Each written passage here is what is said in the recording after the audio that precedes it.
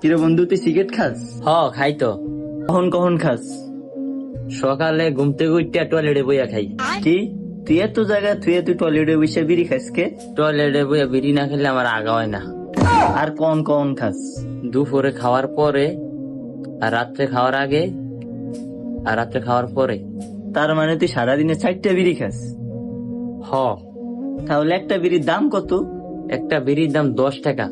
তুই প্রতিদিন সিগারেটের পিছনে 40 টাকা ক্ষয় করস? হ। আচ্ছা, তাহলে তুই কতদিন ধরে সিগারেট খাস? কতদিন ধরে? আর 15 বছর ধরে খাই।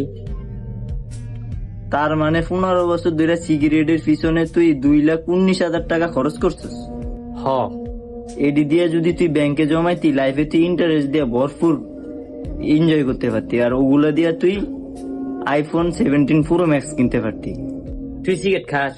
না, আমি সিগারেট খাই না। তাহলে তোর আইফোন কই?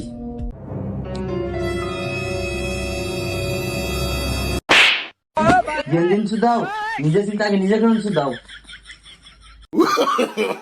No, no, no, no.